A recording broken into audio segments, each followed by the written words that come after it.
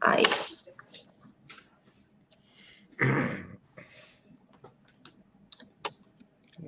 Tengo que hacer yo para subir esto, pero...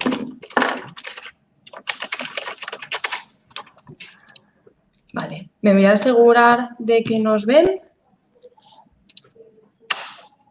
Ahí estamos.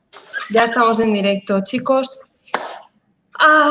Muy bienvenidos desde la librería 80 Mundos en Alicante.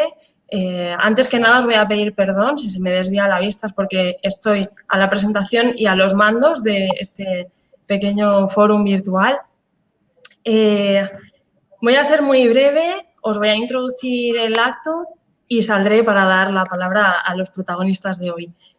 Hoy vamos a presentar el último libro de Rafa Soler, un escritor que ya nos ha visitado en otras ocasiones, ha estado en el fórum físico de 80 Mundos varias veces y nos hace mucha ilusión poder probar este formato nuevo con él. Hola Rafa, ¿qué tal? Bienvenido. Vamos a presentar Necesito una isla grande, que está editado en contrabando y contamos con la presencia del editor Manuel Turegano. Hola Manuel. Hola, ¿qué tal? Y con la presencia también del periodista Ramón Palomar, que nos va a acompañar y va a dialogar con Rafa durante un ratillo sobre este libro. Os voy a dejar con ellos, espero que disfrutéis. Os voy a recordar que en el enlace de YouTube podéis hacer clic y os llevará directamente a la tienda de 80 Mundos. Podéis adquirir el libro durante la presentación o después de la presentación, o incluso mañana, cuando os venga bien. Y os recordamos que estamos haciendo envíos a toda España, así que si no vivís en Alicante, os lo podemos hacer llegar también, ¿vale? Os voy a dejar con ellos y a ver qué nos cuentan. Si tenéis alguna pregunta, escribidla en los comentarios y al final de la sesión las leeremos para que las puedan responder. Muchas gracias. Bueno. Pues, buenas tardes, voy a empezar yo. Soy Manuel Turegano de Ediciones Contrabando y quiero empezar como corresponde, pues dando ya gracias a 80 Mundos por organizar este acto y por intentar mantener viva en estas circunstancias tan difíciles, viva y en tensión y a cadena de libro. Esto demuestra voluntad de ser y eso es importante. Gracias a Ramón Palomar por acompañarnos y que seguro que vas a convertir esta presentación en un acto entretenido, divertido y delicioso y con mucho jugo, como acostumbras a hacer siempre. Esperemos. Y a Rafael Soler, autor del libro que no nos vemos desde el 2 de marzo. Es verdad. 2 de marzo pasado. Parece ayer, ¿eh? Presentamos en Madrid, en el Café Comercial, en un clima tumultuoso de público, pues presentamos Necesito una isla grande. Y bueno, y gracias a todos los que nos escucháis en este formato tan novedoso, que ni los que estamos aquí dentro sabemos qué hacer muy bien, pero bueno. Ediciones Contrabando, como sabréis, es una pequeña editorial independiente. Yo suelo decir furiosamente independiente. Publicamos literatura española, o lengua española, procedente de España y de Hispanoamérica. Publicamos poco, seleccionamos mucho. Tenemos muy claro que una pequeña editorial como ya nuestra, literaria, solo pueden sobrevivir si selecciona muy bien lo que publica. Muchas veces nos preguntan que cómo hacemos para competir con las grandes editoriales que hay en este país. Bueno, mi respuesta es que de ninguna manera, no competimos. Te estoy oyendo a ti. Lo que hacemos es el trabajo necesario para publicar una serie de títulos interesantes y conseguir que lleguen a cientos, a veces miles de lectores. Ese es básicamente nuestro trabajo.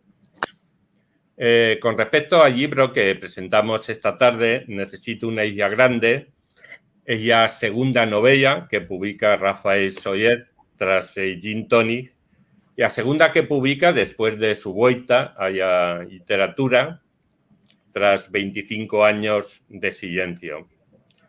Estas dos, el Gin Tonic y Necesito una isla grande, son como hemos hablado ya en más de una ocasión, novelas que tienen un tono bastante diferente a aquellas novelas vanguardistas y experimentales con las que él se dio a conocer y con las que tuvo un gran éxito en los principios de los años 80, y Grito, y Corazón de Lobo, El sueño de Torba, Barranco. En esta nueva etapa de estas dos novelas, Rafa Soler escribe ahora desde la serenidad y la experiencia de la vida vivida, sin el furor y con una enorme bonomía, con una gran empatía que notaréis enseguida con sus personajes, que son casi todos perdedores, allá donde hayan dado la batalla. Una escritura que yo diría más compasiva, más comprensiva, de mejor tallante, pero también más irónica, más humorística y también más libertaria, que es un tono que es básico, diría yo, en su narrativa. Rafael Soler, de plena madurez, habla bastante de la muerte, pero nunca de la resignación, nunca de doblar la cerviz, de tirar la toalla. Y eso es lo que básicamente vamos a leer en esta novela. Necesito una isla grande, que yo siempre he dicho que podría haberse llamado también Rebelión a bordo, porque es una película que se cita en la novela y que es exactamente a lo que asistimos en el curso de ella, ¿no? A una auténtica rebelión a bordo. Y la novela transcurre en una residencia o asilo de ancianos, con lo cual veréis que Rafael Soler, como los grandes escritores, es un escritor que tiene tino o suerte o lo que sea, o lo que podemos, yo diría que acierta porque lo busca, ¿no? Haber publicado pocos meses antes de lo que está ocurriendo y lo que estamos viviendo una novela en que un grupo de personas mayores que viven en una residencia escapan de ella, pues yo creo que es una interesante metáfora sobre lo que estamos viviendo, ¿no? Estas personas, esta gallería de personajes de este libro, personajes dañados, pero con una dignidad absolutamente intacta, pues protagonizan una espectacular y divertida huida, una fuga hacia el mar, buscando esa isla grande que aún contiene el tesoro de sus sueños. Yo no voy a hablar más de la novela, puesto para que eso están Rafael y Ramón. Solamente quería hacer una reflexión a propósito de un texto, unas palabras de un importante, de un gran editor, Antoine Gallimard, el editor francés de la gran editorial Gallimard, que todos conoceréis. Tengo la biografía suya de Pierre Gasolin. Fíjate. Muy bien, pues lo entrevistamos y hicieron una entrevista reciente acerca de la crisis y la influencia que pues, la crisis la del va a tener.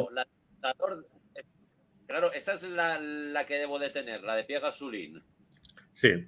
Y hay dentro en esa, a una de las preguntas, él contesta.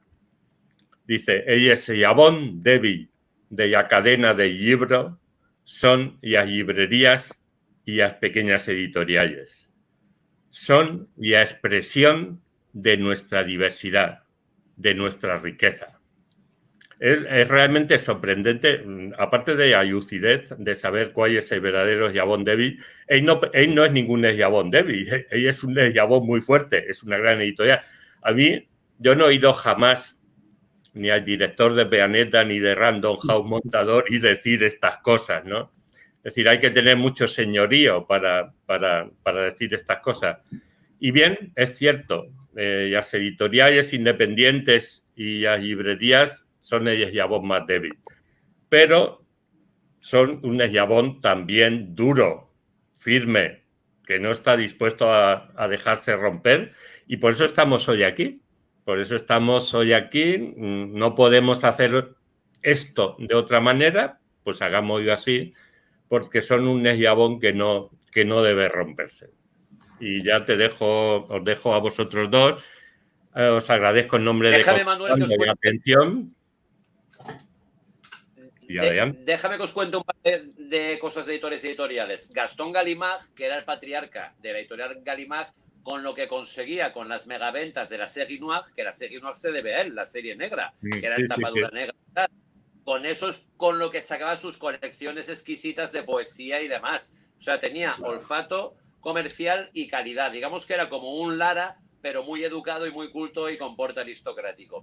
Y luego yo a ti, Manuel, con Rafael Soler, me recordáis bastante, aunque de otra manera y a nuestra manera hispana, a la relación que tuvo Bukowski con su editor de toda la vida, con el de la Black Sparrow Press.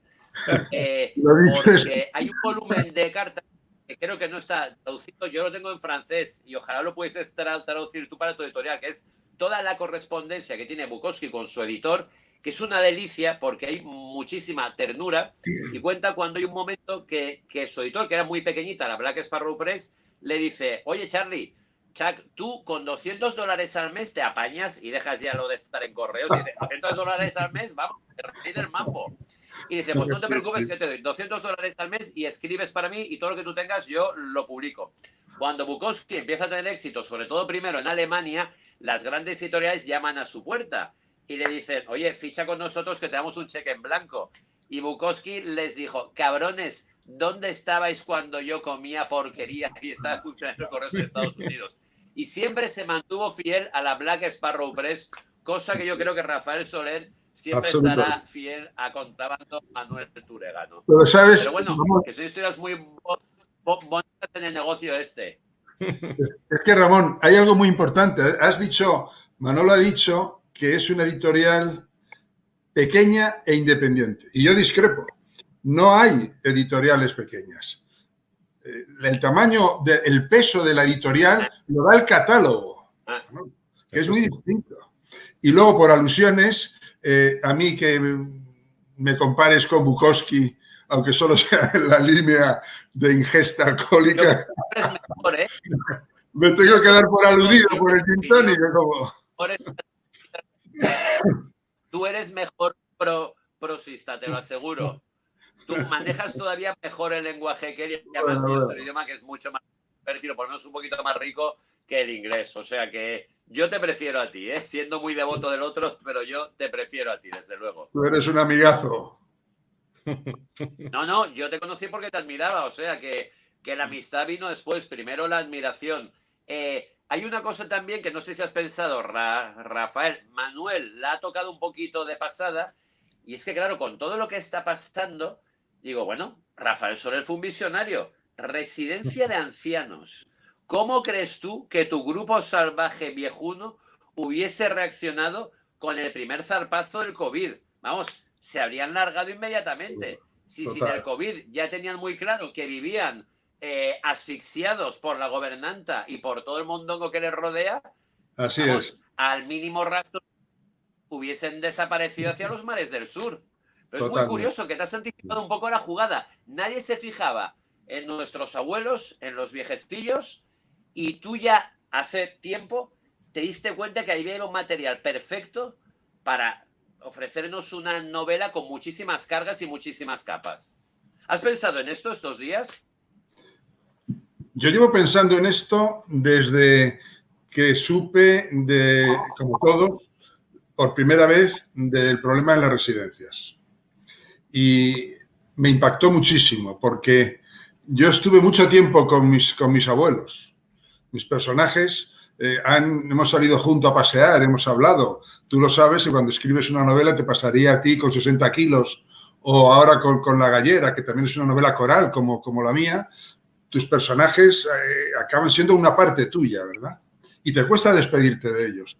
Entonces, claro, yo pensaba en Panocha, ese líder vocación de líder, caótico, que viene del barro y sigue en el barro y que es un tipazo. Pensaba en Carmina, pensaba en Tomás y yo decía, madre mía, habrían salido pitando el primer día. Ese es el canto a la vida, ¿no? Es ese deseo de salir al mundo antes de que te saquen del mundo, ¿no? Y eso yo creo que es el gran fondo de la novela, de la historia. De hecho, Rafa, hay una persona en Madrid que fue noticia en todas las periódicos nacionales que hizo eso. Sí. Cogió y se marchó. Vio que la mano venía dura y se escapó. Pero sí es cierto que los abuelos, lo que llaman la tercera edad, son transparentes. Son transparentes. No están en la ecuación diaria de nuestra vida. Hablo de los que están en residencias, en asilos. Y eso es duro para ellos. Pero, sin embargo, ellos tienen un espíritu bárbaro. Vosotros lo sabéis, en esta historia, ellos lo que quieren es morir como han vivido, mirándolo todo de cara, la barbilla alta y hasta el último momento. Y que su final les sorprenda haciendo planes. Haciendo planes. Lo que queda por vivir. El microcosmos de la residencia es extrapolable a todo lo que nos envuelve en esta sociedad. El microcosmo de la residencia es... Hablamos de residencias, hablamos de asilos. ¿Qué diferencia hay entre una residencia y un asilo? Cuando hablamos de residencia estamos rodeados de afecto, de atenciones. Cuando hablamos de asilo es como un aparcamiento frío y en cada plaza ubicado. Es un tema que yo creo que todavía tenemos que resolver. El tema de las residencias, servicio imprescindible para nuestros mayores, yo creo que todavía queda camino. Hay mucho de road movie también, por hacer referencias, hemos hecho referencias al cine antes, son perdedores, en el sentido de John Huston, de Peckinpah, y luego a road movie. Pillan carretera y, bueno, tienen esta locada pretensión de cómo conseguir dinero que me gustaría que explicases a la gente. Tienen esa iluminación. Sí. Es una novela de sueños imposibles, de sueños que todos necesitamos sueños. Todos necesitamos sueños para vivir, sueños de estos sueños de 5 tenedores que te hacen levantarte de la cama y que piensas, bueno, esto nunca pasará, pero tengo que intentarlo, ¿verdad? Y yo creo que es el caso de ellos. Ellos les toca, la novela empieza con un final, empieza con la muerte de Pulga, que es sordo y que muerto en la primera página nos acompaña a lo largo de toda la novela. A Pulga le ha tocado un pellizco, le ha tocado 100.000 eurazos. Y quiere, el compañero que jugaba con él, que es Panocha, dice, bueno, pues con esta pasta nos vamos de la residencia y nos compramos un loft. Sus compañeros no saben lo que es un loft. No lo tienen claro. Dice, pues venga, vámonos al mar a comprarnos un loft. Claro, ahí ya tienes el road movie. Ahí falta la furgoneta, que es una furgoneta robada, y faltan todas las peripecias que van ocurriendo a lo largo del viaje hasta que llegan efectivamente, hasta que salen al mar. Sí, podía ser perfectamente un road movie.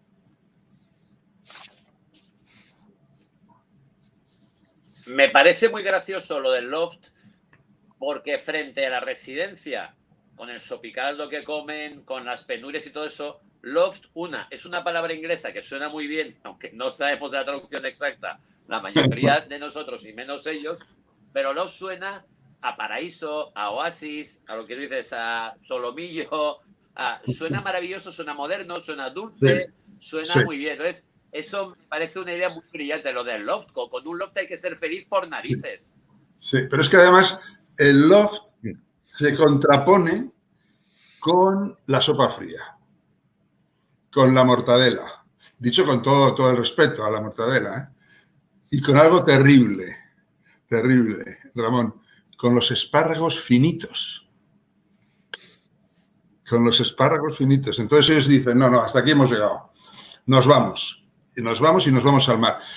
Salir al mar es el destino de todos, al final, ¿no? ¿Verdad? Sentarte en una butaca frente a ese pánfilo azul que llaman horizonte y a partir de ahí que venga lo que tenga que venir.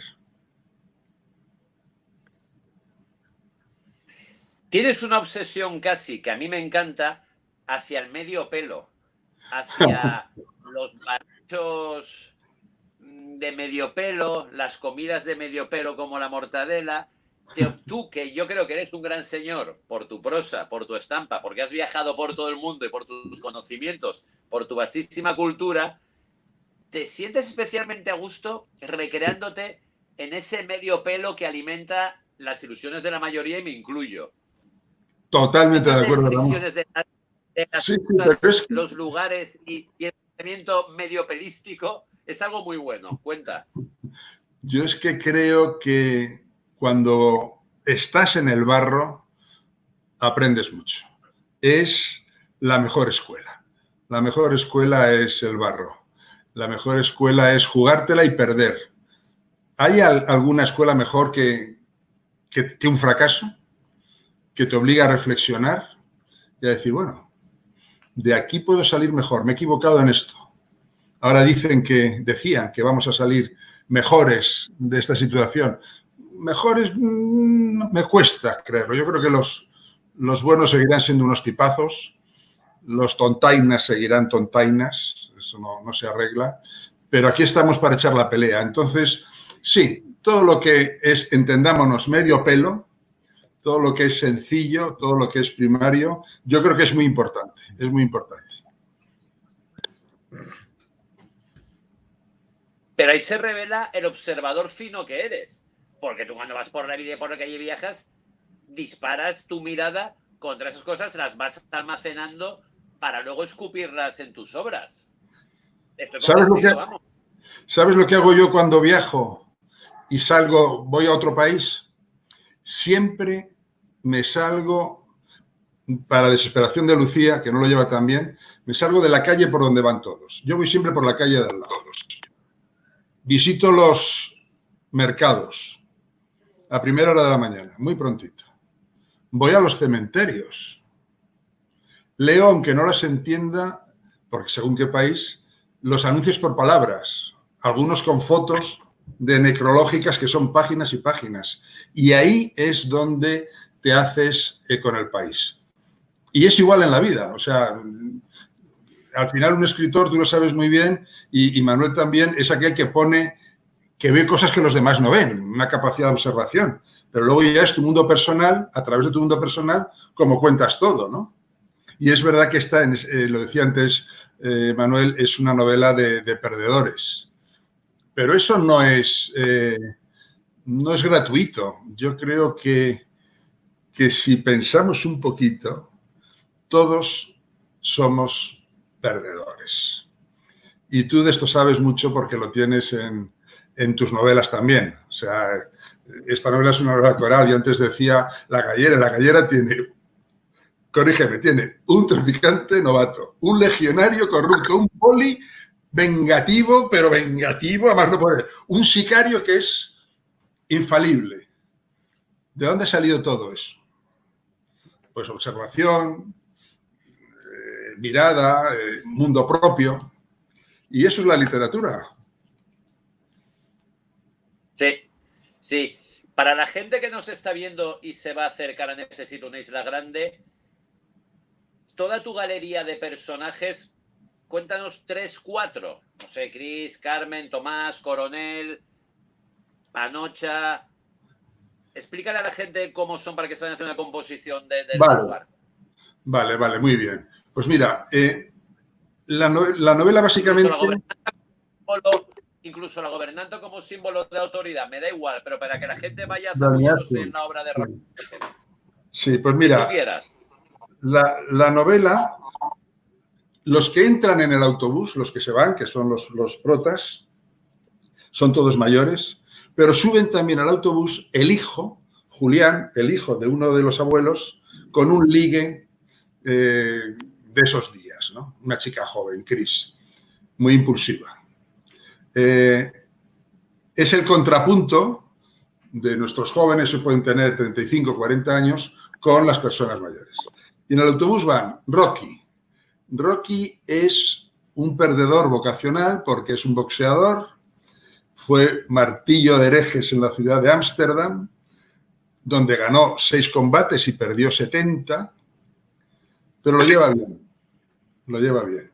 Le ha quedado un retardo que maneja, que va desde los muy pocos segundos hasta casi el minuto, cuando está muy nervioso, muy querido por todos y un poco a su bola, grandullón y fuerte. Está Panocha. Panocha es un tipo que ha hecho de todo en la vida. Vocación de líder. Es un revolucionario. Es un tipo que en la residencia monta una revista, un panfleto que se llama Trinitotolueno y que es una hoja que cuando la gobernanta no se entera, la pinchan en un corcho y ahí reivindican su condición en el asilo y protestan del menú, de la sopa, etc. Luego está Carmina. Carmina es un personaje muy importante. Carmina no sabemos muy bien cómo le trató la vida. Sabemos que estuvo en Francia, sabemos que fue profesora, nunca tuvo el amor que ella merecía y escribe. Ella está muy pendiente de todo lo que pasa a lo largo del viaje, coge una idea y escribe. Sabemos que es de ella porque va con la olivete suya, se le ha roto la varilla de la A mayúscula. Y entonces la ha cambiado por otra que le ha dado Panocha, el revolucionario. Y entonces ahí vemos cuando el texto es de Carmina o cuando es del autor.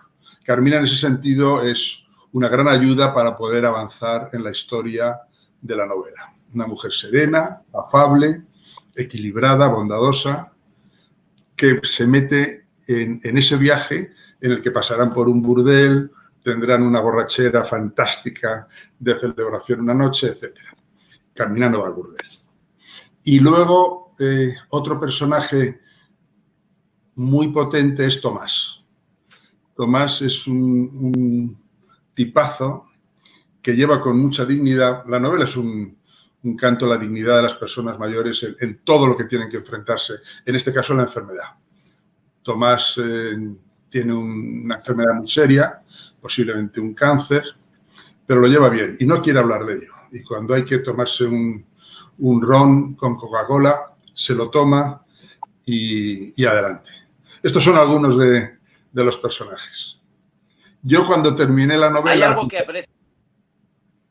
No, te decía que yo cuando terminé la novela, y a ti te habrá pasado también, yo lo pasé muy mal. Me pasó igual con el gin tonic, porque dices, bueno, y ahora estos, pero hombre, ¿les dejo o me dejan? Porque cuando el lector termina el libro ya está. Pero no es verdad que cuando el escritor termina un libro, deja a los personajes. No es verdad. Son los personajes los que abandonan al autor. Y el autor tarda en recuperarse de eso. Se queda vacío. Y yo concretamente con los personajes de Necesito una isla grande me pasó. Hay algo que ya vimos en el último Gin Tonic y que sigue ahora, bueno, y que yo creo que forma parte de toda tu obra, y es algo que yo admiro muchísimo, y es tu audacia para jugar plenamente consciente a contracorriente. Es decir, vivimos en un entorno donde qué grande es ser joven y tú lo dinamitas por completo y dices, bueno, pues no sé si ser joven es muy grande, pero yo que os voy a enseñar las andanzas, las aventuras y desventuras, casi mira, muy quijotescas, de este grupo de gente que rompe sus cadenas buscando su Eldorado particular. Eso hoy en día es muy difícil de encontrar, porque los autores siempre buscan unirse al carro del vencedor y a lo que esté de moda. Sin embargo, todo esto a ti siempre te da igual y tú nos obligas a entrar por otro camino, lo cual es de agradecer. Hay jóvenes de edad provecta, ¿eh? Hay jóvenes muy mayores, muy mayores. Y hay abuelos, esto que es un tópico, yo sin embargo lo siento, hay abuelos de mirada muy joven, hay abuelos muy jóvenes. Todo es un problema, un tema de cuál es tu actitud ante la vida. ¿Cómo has vivido? ¿Cómo has vivido? ¿Cómo te hubiese gustado vivir? ¿Qué te falta por hacer? Y en ese sentido hay un punto de rebeldía. En esta novela todos lo son, en el que dicen, no, esto está bien, pero aún nos queda. Oye, que te queda muy poco. Y ellos dicen, no estamos para perder el tiempo. El tiempo que no queda es el tiempo que más vale. Vamos a por él. Y ese es un poco también lo que yo quería contar en la novela, ¿no? En estos tiempos tan raros. Tengo que decir, dime.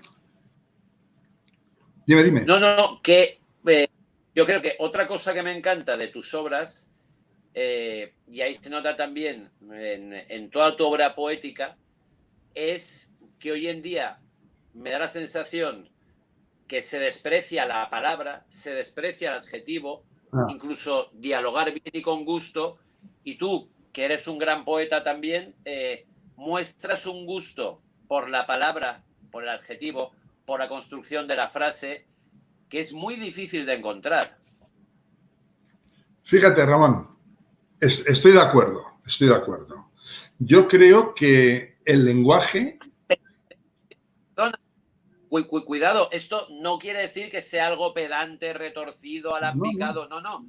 Te lee muy bien, pero es dar golpes al lector para decir, ostras, ir sorprendiéndole, tanto por la trama como por la palabra. Sí, yo estoy de acuerdo. Yo creo que el lenguaje lo es todo. Yo respeto cualquier tipo de escritura siempre que se haga con esfuerzo y con sinceridad y a tope. Me vale todo. No hay escritores escalafonados, en mi opinión. Pero yo creo que el lenguaje es muy importante. Yo tengo mis dos primeras novelas, lo ha dicho antes Manuel, son novelas experimentales. Tú las conoces, El grito y el corazón del lobo. Luego escribí dos novelas que cuentan historias y pasó una cosa muy curiosa. Cuando se publicó Barranco en Cátedra, que es una historia que está muy bien, yo dije, fíjate qué insensato, pero fue así. Yo dije, ¿y ahora qué hago? Cuento otra historia. Y luego, dentro de 3 años, Feria del Libro, ¿qué hago? Cuento otra historia. Y dije, bueno, vamos a esperar un poco y vamos a ver. ¿Qué ocurrió? Que estas dos novelas, y vuelvo al tema del lenguaje, estas dos novelas también cuentan historias, pero para mí tienen un valor muy importante, que es que están contadas desde la experiencia de todos estos años vividos. O sea, yo aquí, con dos excusas distintas, la residencia y el otro, Los perdedores, el póker y la saga familiar. Pero en estas dos novelas yo sí puedo contar lo que a mí la vida me ha enseñado. Del dolor, de la traición, de la pérdida, de todo, del gozo. Y teniendo eso, quedaba algo que para mí es fundamental. Contarlo haciendo que sea el lenguaje el que vaya construyendo la realidad. Tiene una pega, y es que exiges al lector. Eso es cierto. El lector tiene que implicarse. La ironía forma parte fundamental también en esta última novela tuya. Es una ironía fina, a veces incluso humor negro. Manuel se refería al humor, pero yo creo que es bastante humor negro. Es una ironía también muy entre líneas a veces, con ternura o con más mala leche, con ácido almíbar, vamos. ¿Tú qué dices, Manolo? Que sí, que así es. Y la ironía se ha convertido en uno de tus instrumentos narrativos más potentes. Y luego sí que es cierto que hay una... pero no es una pretensión humorística de esta de hacerte reír, de chiste fácil. Es un humor que tiene un toque, digamos, un toque negro, un humor que tiene vuelta, por así decirlo, ¿no? Que se puede mirar y aparte de atrás y ver y aparte oscura, que hay, o sea, ya risa por delante y por detrás ya calavera, por así decirlo, ¿no? Yo creo que esta novela concretamente, sin ese punto de humor, de ironía, corría el riesgo de quedar muy blandita. Hombre, Podría a ver, quedar muy- perdona que te interrumpa. Solo leer este tipo de cosas de octogenarios arrasan un bar de medio pelo, joder, es que eso ya derrama ironía. Fíjate, una cosa tan corta y derrama ironía por todas partes, desde octogenarios a medio pelo. O sea, Claro. arrasa. Eso es así, pero tiene razón Manuel, ¿eh? Porque en el gin tonic también hay, la ironía también es un elemento Sí. muy importante, ¿no? Y mucha crítica lo ha visto también en mi poesía. En mi poesía hay también una ironía de fondo, ¿verdad? Sí. Bueno, pues sí, marca de la casa. Hay otro aspecto de la novela que es que le da mucho peso. Le da mucho peso porque, bueno, podría quedar como una road movie que vas contando peripecias de un viaje a ninguna parte, pero en realidad ese viaje no es solamente un viaje hacia el final, hacia el futuro. También para muchos personajes, o para casi todos, es también un viaje al pasado.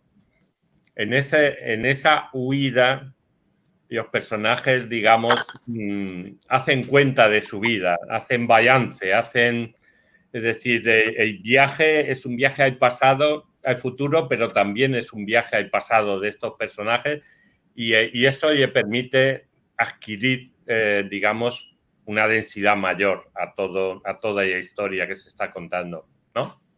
Sí, yo creo, eso lo vio muy bien otro autor de la casa, Jesús Zomeño, cuando presentamos el libro. Él centró su intervención precisamente en que es un viaje en el que al mismo tiempo cada uno de los protagonistas hacen su propio viaje al pasado y tienen que reconciliarse con todo, ¿verdad? Eso es así. Pero si lo piensas, que es un road movie. En el road movie los personajes no acaban como empiezan, crecen. Se van contando su vida, sí. Claro. Es un ingrediente esencial, sí. Es verdad que hablamos mucho de road movie, pero en mi caso el cine tiene ha tenido un peso muy importante. Ya apareció en el Corazón del Lobo, tú lo viste enseguida, Ramón, en El Corazón del Lobo.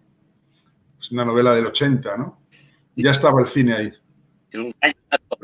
Es un cañonazo de novela. Fíjate que creo que te lo dije cuando coincidí contigo en Valencia, que también me recuerda siempre La Isla a una película mejor considerada menor en su momento por el director, que era la del Rey del Juego, con Edward G. Robinson. Buenísima. Y Steve McQueen.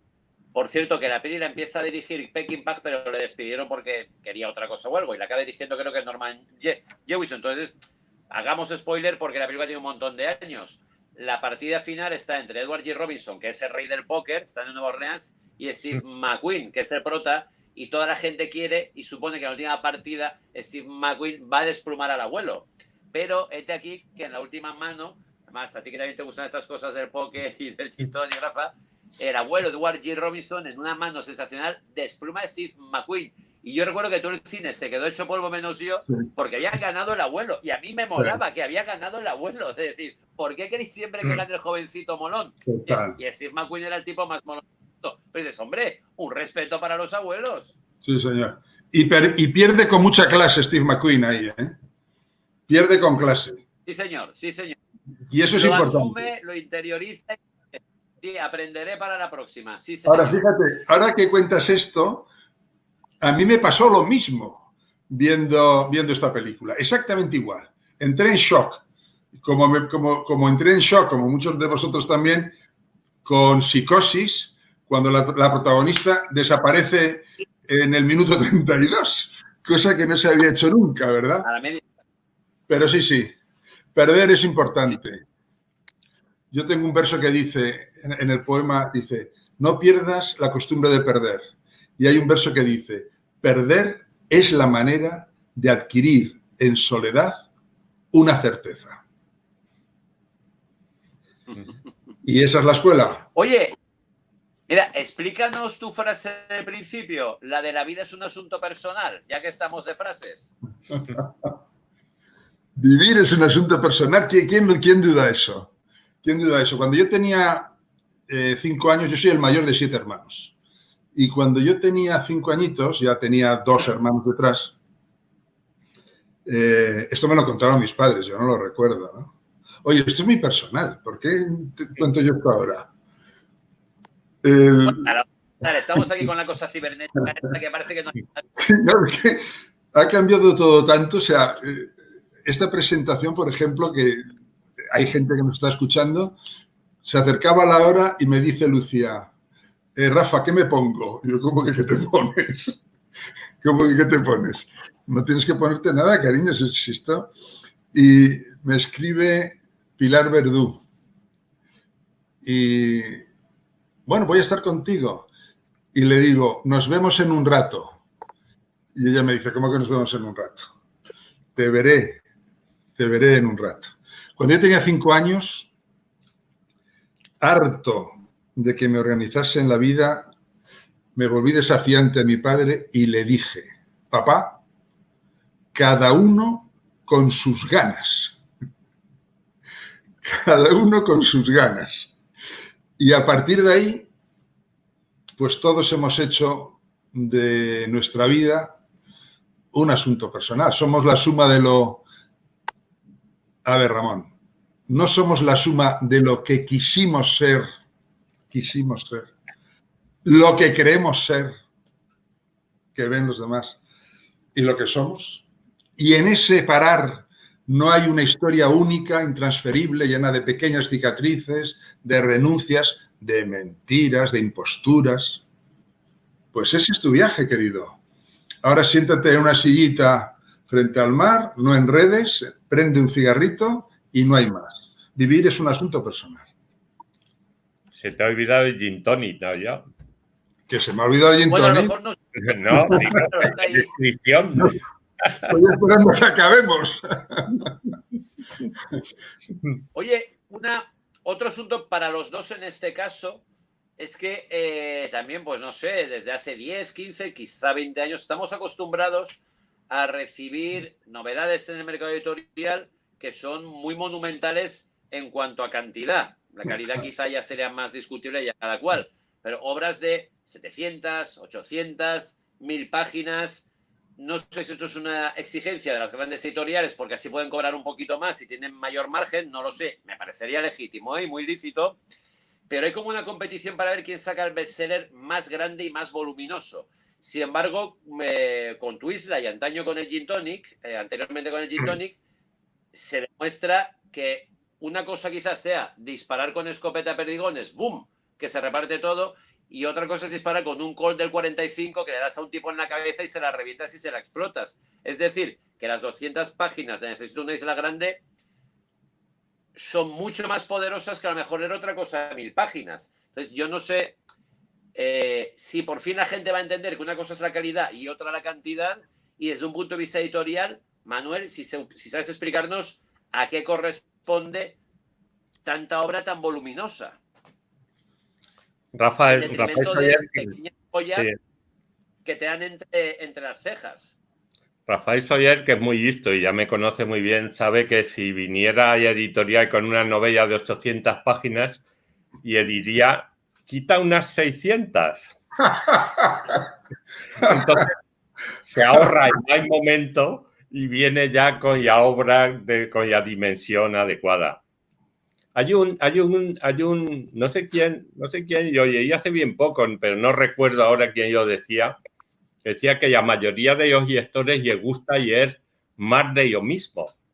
O sea, siempre yo mismo, pero con pequeñas variaciones. Sí. Entonces, yo creo que la novela de 800 páginas ha aprendido, digamos, de una manera arrasadora dentro de ese público que le gusta poco la innovación y que le gusta mucho que de alguna manera y estén contando siempre la misma historia o una historia distinta, pero siempre con los mismos ingredientes, el mismo tipo de lenguaje.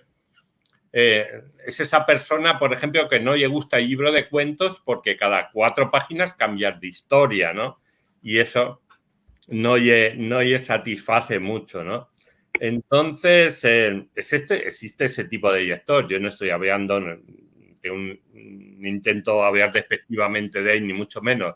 Quiero decir que existe ese eyector. Ese eyector es importante y es evidente que las editoriales han encontrado un verdadero fillón en ese terreno, ¿no? Quizá otros editores preferimos ya intensidad. Preferimos ya intensidad y a cantidad, ¿no?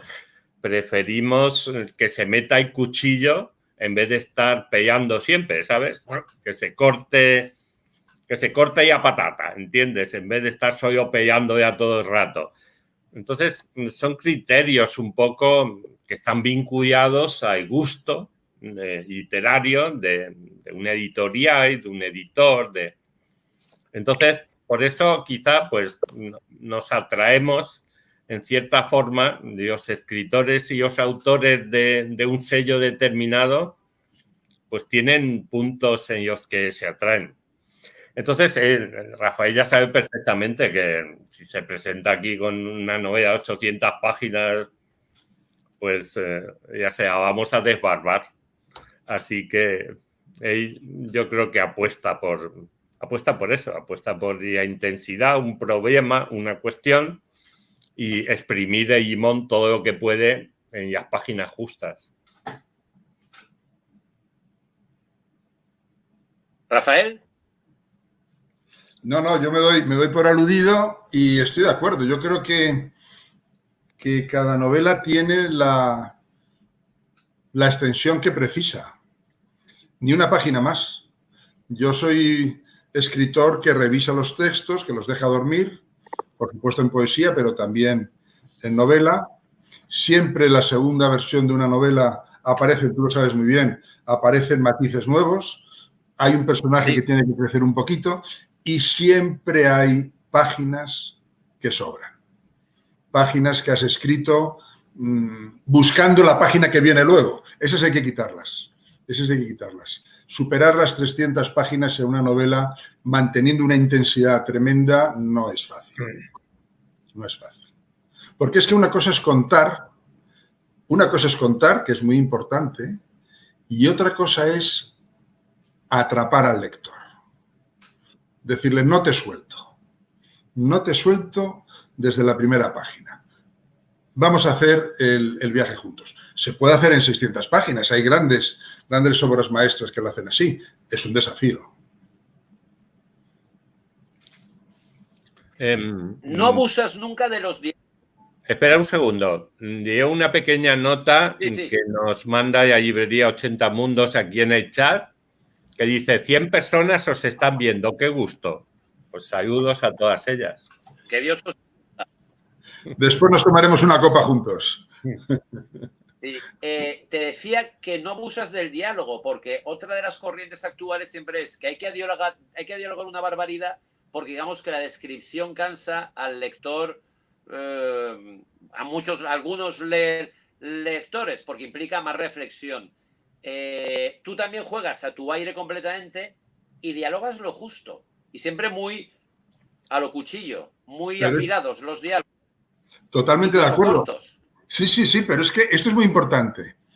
Además, la acción puede avanzar con la descripción perfectamente, pero hay novelas, y por ejemplo, a mí una novela que no me gusta nada es la de Cormac McCarthy, La carretera, me parece un espanto. Sin embargo, otra novela suya, La Venero, que es Meridiano de Sangre, que es una absoluta locura y una barbaridad, pero La carretera, yo creo que ya la hizo pensando en el cine para venderla. Oye, ya hace bien el hombre que ya tenga una edad y se lo merecía. Pero cuando la gente dice La carretera, obra maestra, Meridiano de Sangre sí que es una obra maestra. Estoy de acuerdo. En todos los sentidos. Pero tú usas el diálogo muy bien, sin abusar nunca, sin hacer concesiones. Es que, ¿sabes qué ocurre? Cuando toca. Se abusa sistemáticamente del diálogo como un instrumento para contar las cosas que están pasando. Sí. O las cosas que han ocurrido en el pasado que condicionan el carácter y la personalidad del personaje. Con lo cual tienes una conversación en la que habla un personaje y son 20, 25, 30 líneas. Ninguna conversación En ningún sitio, en el metro, en la peluquería, en la oficina, en el gimnasio, en casa, en la cama, la gente no habla así. Entonces yo, desde El sueño de Torva, la tercera novela, porque las dos primeras son monólogo interior, es un torrente, en El sueño de Torva, yo me di cuenta de eso y decidí que mis diálogos lo que harían siempre serían decir cómo es el personaje. Cada personaje habla de una manera y se le reconoce por cómo habla. Y las cosas que están ocurriendo Efectivamente. las cuenta el narrador. Eso es así. Efectivamente. Y estoy de acuerdo con la patada que les daba McCormack en la carretera, ¿eh? Estoy de acuerdo. Mira, sí, no... leo, a ver si encuentro... Señores, tenemos que ir dando paso a las preguntas. Vale, un segundo, termino. Pero dejarme leer un poquito, hablando del diálogo, de la conversación que mantienen Panocha y Tomás. Tomás está con su cáncer fatal, Panocha está presidiendo la mesa donde han bebido y han comido bárbaramente, noche con grillos, luna, verano, y están los dos amigos sincerándose. Y le pregunta Panocha a Tomás, oye Tomás, ¿tú qué querías ser antes? ¿Antes de qué? De viejo, chaval. ¿Qué querías ser antes de viejo? Allí, bajo un cielo tan sereno, con aquel olor a leña y un raspar de grillos, ¿antes de viejo qué? Pero mucho antes, ¿no? Tomás esponjó, olvidando por un instante el cuchillo del costado. Era una pregunta amable y muy fácil de contestar. ¿Vale todo? Todo. Pues película, replicó sin pensárselo dos veces. Una que se llama Drama en Presidio. Cojonudo. O Cleopatra, puestos a elegir. Le hubiera gustado también ser un país como Senegal o un río grande como el Éufrates, pero sobre todo, sin la más mínima duda, donde mejor se veía Tomás de joven era haciendo de frontera.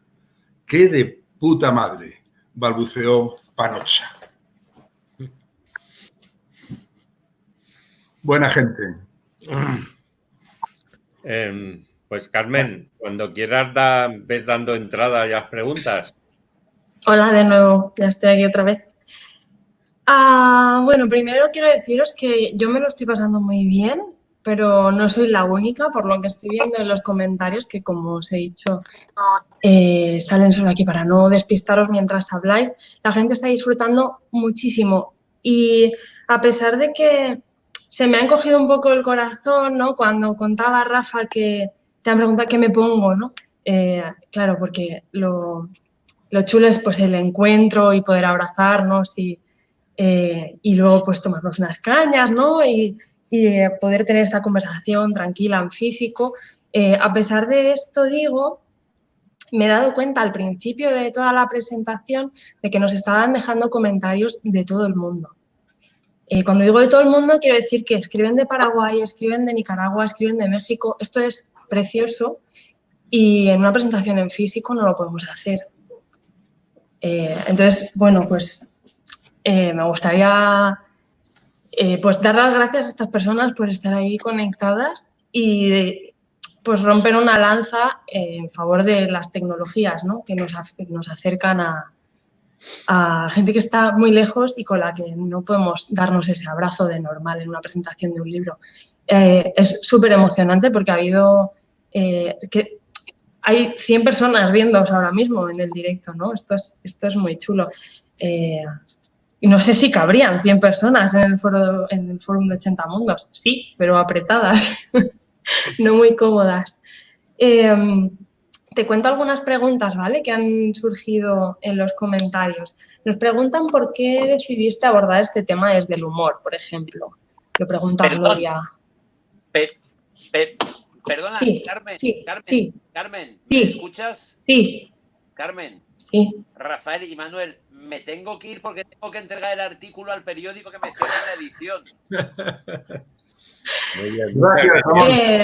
Porque son las 7 y yo creía que a las 7 acabábamos, pero te llamo luego, Rafa. Tranquilo. Que a las 8 Gracias. empieza la edición y es el de Venga. mañana. En cualquier Ramón. caso, muchísimas gracias a Rafael por sus obras. Muchísimas gracias a Manuel como ejemplo de editor arriesgado que hace lo que le sale del pirri. Y muchísimas gracias a ti, Carmen, por celebrar este encuentro. Y, por supuesto, a toda la gente que ha estado ahí. A ver, algo me saldrá para mañana, pero luego hablamos, Rafael. Y gracias por haberte acordado de mí, ¿vale? Ramón, gracias, te quiero. Y no os perdáis. Gracias. Gracias, Hasta la Ramón. próxima. Gracias. Te decía, Rafa. Bueno, yo quiero mandar un abrazo. Quiero mandar un abrazo a toda esta gente que has mencionado. Amigos de fuera de España, amigos de España, y a los que personalmente todavía no conozco, pero nos están acompañando hoy. Muchas gracias a todos.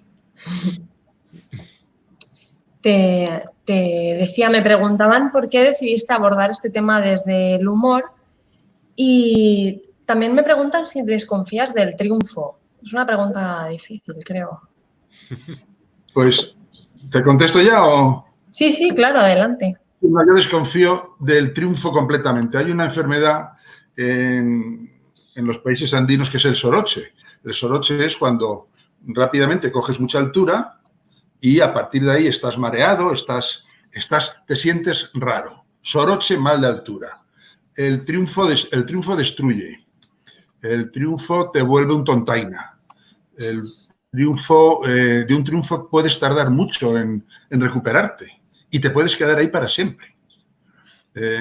Igual que Ortega decía que el tonto es vitalicio y sin poros, que es una calificación terrible, aquel escritor que lo que busque sea el triunfo, que es muy distinto al reconocimiento, está equivocado.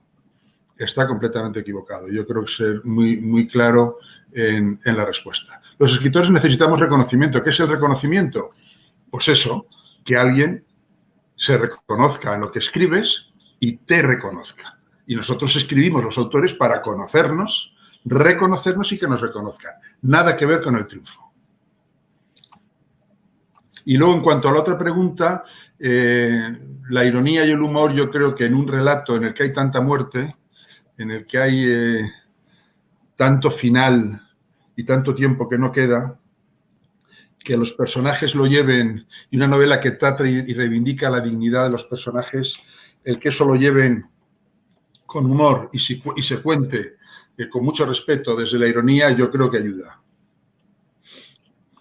Mira, nos comentan también que tu novela les ha recordado a Delicioso Suicidio en Grupo y quieren saber si estos personajes, bueno, pues en realidad lo que quieren es decidir su propia muerte, ¿no? Como pues llevar las riendas ahí también. En la residencia, y yo las he frecuentado por razones familiares y de amistad, en la residencia se convive con la muerte. A la hora del desayuno ha caído Mercedes. Murió anoche, se la van a llevar, una capilla. La muerte en las residencias es habitual, no lo que ha pasado ahora, pero se convive con la muerte mucho más de lo que creemos. A partir de ahí, el anciano solo tiene que mirar de cara y lo mira de cara. Y lo que quiere es morir como ha vivido. Y si tú no has vivido en una residencia, tu vida no ha transcurrido en una residencia. Entonces, una muerte acompañada, una muerte haciendo tu vida es lo que ellos buscan. Ellos saben que les queda poco tiempo y no están para perder el tiempo. ¿Qué ocurre? Que a lo largo del viaje, no es un spoiler, pero sí es un spoiler, caen 2, quedan 3, pero es que la vida es eso. Claro. Qué duro y qué real, ¿no? Pues al final, si hemos vivido de una manera, pues ¿por qué no decidir cómo y cuándo, ¿no? Llegar al final. Antes pensaba en que justo hoy le decía a alguien, eres la persona más joven que conozco. Es una persona que tiene más de 80 años y verdaderamente es la persona más joven que conozco, ¿no?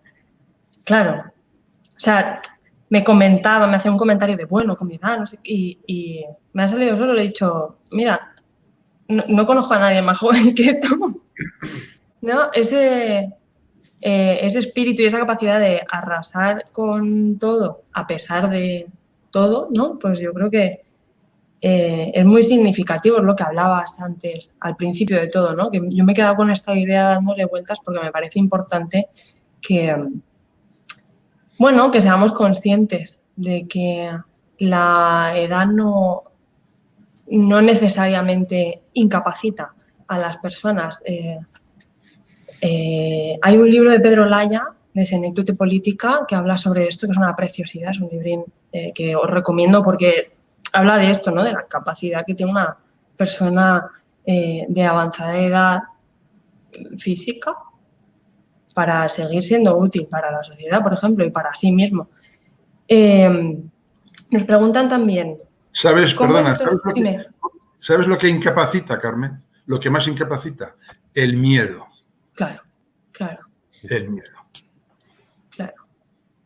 Mira, me preguntan también cómo interfiere ser poeta en tu quehacer narrativo, que yo creo que es bastante. Bueno, hay una cosa que está clara. Yo, Manuel me lo ha oído alguna vez, yo me considero un poeta que también escribe novela y no pasa nada, ¿no? Es verdad que las novelas mías están impregnadas de alguna manera de esa mirada de poeta, ¿verdad? Pero yo aprendí mucho cuando empecé a escribir, porque Luis Jiménez Martos, que era a la sazón el director de la colección Adonais, le llevé una novela lamentable que se llamaba La Gaviota, Las Gaviotas, y de una forma muy compasiva, muy generosa y muy piadosa, me dijo, Rafa, esto es una calamidad. Sí, esto es una calamidad. Eres buen escritor, vas a ser buen escritor, pero tienes que separar poesía y novela. Aquí está todo mezclado. Yo venía entonces, no te lo pierdas, de Neruda. Imagínate cómo sería aquella novela, madre mía. Entonces, ahora no pasa nada, porque yo le doy al poeta lo que me pide, escribo mi poesía, mejor o peor, me reconozco en ella y luego cuento historias.